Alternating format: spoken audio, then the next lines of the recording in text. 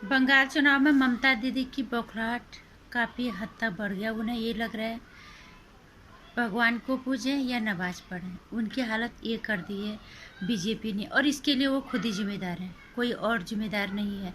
नमस्कार, स्वागत है आपका मेरे चैनल नंदिनी जो मैं हूँ नंदिनी।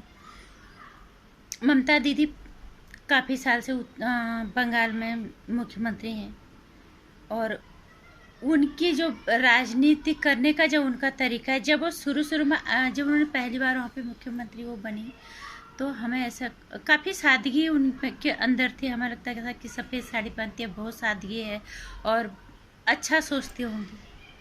सफ़ेद साड़ी के अंदर अच्छी सोच हो ये ज़रूरी तो नहीं, सफ़ेद साड़ी की तरह सोच साफ हो ये ज़रूरी तो नहीं है। जिस तरह से ममता दीदी की हरकतें लग रही हैं, 2019 में उन्होंने बोला था कि बीजेपी की एक्सपायरी डेट आ गई। अब तो एक्सपायरी डेट, हमें तो लग रहा है कि एक्सपायरी डेट ममता दीदी की आ चुकी है, जिस तरह की वो हरकतें कर रही हैं। उन्होंने विकास की राजनीति तो की ही नहीं है वहाँ पे, ये तो हम भी देख रहे हैं। हम बंगाल से इतनी दूर यहाँ पे बैठे हुए हैं, सारे गरीब से गरीब जनता बंगाल की यहाँ पे है, छोटे मोटे काम करने वाले। नतीजे क्यों ममता दीदी सारे घुसपैठियों को वहाँ पे आने देते हैं, सिर्फ अपने वोट बैंक को बढ़ाने के लिए। उनका आधार कार्ड बना देना, उनका पहचान पत्र बना देना, सिर्फ अपनी वोट बैंक की राजनीति के लिए, चाहे फिर वो बाहर से बहरूपये ही हमारे देश में क्यों न घुस आए। हमारा देश कोई धर्मशाला नहीं है, यहाँ पे कोई भी आके रहेगा। इस देश के अंदर रहने वाला हर धर्म का इंसान हमारा है, हमारा देश एक है। हमारे आंतरिक झगड़े अलग चीज़ें, लेकिन हम बाहर से किसी को भी यहाँ आने की इजाज़त कैसे दे सकते हैं, वो भी सिर्फ अपनी बैंक, अपनी राजनीति के लिए, अपने वोट बैंक के लिए। यही काम किया ममता दीदी ने आज तक वहाँ पे। अगर वहाँ पे उन्होंने विकास की राजनीति की होती तो क्या वहाँ के हालात ऐसे होते? और अपनी कुर्सी जाते हुए देख आज ममता दीदी किस हद तक बौखला रही हैं। कभी राम नाम से उन्हें चिढ़ होती है, कभी मोदी जी पे उल्टे सीधे आरोप लगाते हैं, कभी वो बीजेपी पे उल्टे सीधे आरोप, जिनका कोई सर पाँव नहीं होता। अभी भी उन्होंने एक बयान दिया था कि उन्होंने कुछ धांधली करने का आरोप लगाया है।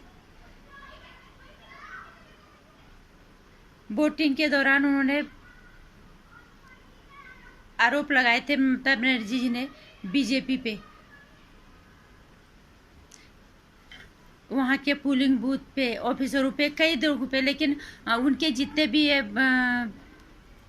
आरोप हैं, इसको कोर्ट ने साफ साफ नकार दिए है।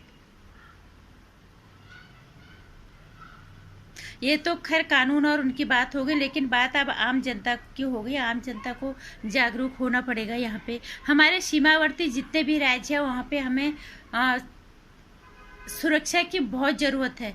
बाहर से कोई भी घुसपैठिया हमारे देश में प्रवेश ना करे। ऐसे लोगों को, ऐसे लोग जो इनके जरिए अपने देश में सरकार बनाना चाहते हैं, क्या हम ऐसे लोगों को, अपने देश की सत्ता ऐसे लोगों के हाथ में देंगे जो हमारे देश को विकास के नहीं बर्बादी के रास्ते पे ले जाएंगे, जो देश को असुरक्षित महसूस कराए। हर बार हो गए असुरक्षित भावना तो होगी, क्योंकि हमारा देश कोई धर्मशाला नहीं कि बाहर से आके लोग यहाँ आते रहेंगे, फिर उनका पहचान पत्र, उनका आधार कार्ड बन जाएगा सिर्फ वोट बैंक के लिए।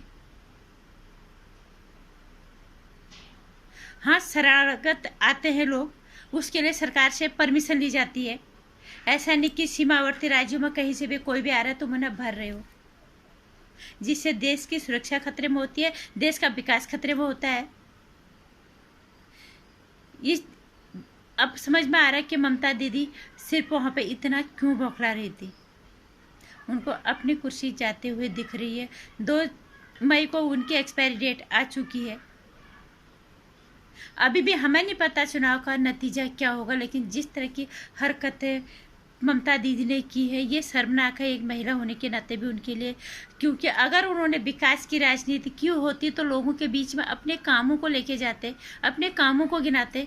उन्हें क्या ज़रूरत थी इतनी तरह से उल्टी सीधी हरकतें करने की। टीएमसी के सारे गुंडे, सारे जब भी बीजेपी के वो लोग वहाँ पे जाते हैं और उन पर हमला कराना, मारना, पीटना। अभी हमने पढ़ा था कि 70 साल की कोई महिला थी, उनको पीट दिया। ऐसा कोई इस तरह की हरकतों से क्या तुम सत्ता हासिल करोगे? देश की जनता अगर जागरूक हो कि उन्हें समझ में आना चाहिए कि हमारे देश में इस तरह की घुसपैठियों के लिए कोई जगह नहीं है। हमारे देश में हमारे देश के लोग रहें, बाहर के देश आके के लोग आके सिर्फ वोट बैंक के लिए यहाँ पे वो खतरा ना बने, हमारे देश के असुरक्षित हाथ ना महसूस करें। और असुरक्षित हाथों में अब इस देश को नहीं देना है। और ख़ासकर सीमावर्ती राज्य जहाँ पे भी है वहाँ के लोगों को ज़्यादा समझदारी से और जिम्मेदारी से काम करना चाहिए, ऐसा मुझे लगता है। क्योंकि इन्हीं जगहों से ज़्यादा बाहर से लोगों का आने का खतरा रहता है। और ममता दीदी ने आज तक इसी तरह की राजनीति की है।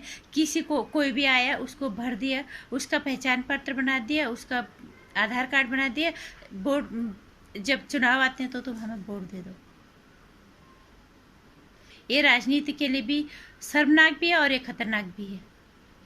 इसलिए मैं कहना चाहूँगी, बहुत सारे हमारे व्यूअर्स भी हैं, बहुत सारे हमारे मित्र भी हैं सोशल नेटवर्किंग प्लेटफॉर्म पे बंगाल से। सोच समझ के आप लोगों को अपना मतदान करना है, सिर्फ अपने फ़ायदे के लिए नहीं, देश के हित के लिए भी। क्योंकि ये देश हमारा ही नहीं है। ये हम वोट दे के अपनी जिम्मेदारी ख़त्म नहीं कर सकते कि हमने वोट दे दिया किसी को भी। हम सोच समझ के वोट दें, अपने देश के हित के लिए हम वोट दें। अपने थोड़ा सा सुख के लिए, थोड़ा सा आराम के लिए हम गलत लोगों के हाथ में देश की सत्ता को ना दें। बंगाल में जब तक अब सत्ता परिवर्तन नहीं होगा तब तक बंगाल में विकास का सवाल ही पैदा नहीं होता।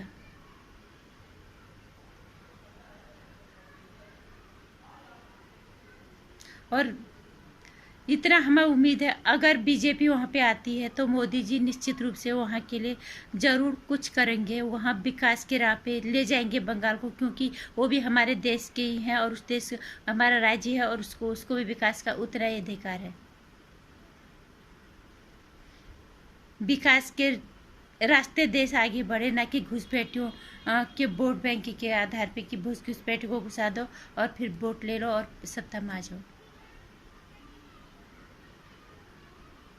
इसलिए जितने भी अभी आसाम में या बंगाल में चुनाव हो रहे हैं, यहाँ पे लोगों को थोड़ा सोच समझ के वोट करना है। अगर आपको अपने देश के हित के बारे में सोचना, अपने देश को विकास की राह पे ले जाना है तो। और यहाँ पे खासकर सीमावर्ती जितने भी हमारे राज्य हैं, यहाँ पे खासकर सोच समझ के वोट करना है, ताकि घुसपैठ यहाँ पे ना हो। घुसपैठ के रूप में यहाँ पे आके हमारे देश की जनसंख्या और समस्याओं को बढ़ाएं, हमारे देश असुरक्षित हो। ये हर नागरिक की जिम्मेदारी है। और ममता दीदी ने विकास का कोई काम नहीं किया, जिस वजह से वो लोगों के बीच में जाती कि मैं विकास के नाम पे हम राजनीतिक लोगों से अपना मत मांगने जाएं, क्योंकि उन्होंने ऐसा कोई काम किया नहीं था। उन्होंने क्या किया है ये सबके सामने लगातार क्या करते हैं। और आज भी उन्होंने पोलिंग बूथ ऑफिसरों पे पता नहीं किन किन पे उन्होंने आरोप लगाया, जिससे चुनाव आयोग ने सिरे से नकार दिया है कि ये सब आरोप बेबुनियाद हैं, गलत है। नमस्कार। बंगाल चुनाव के बारे में आप लोगों की क्या राय है? क्या ममता दीदी को आना चाहिए? नहीं।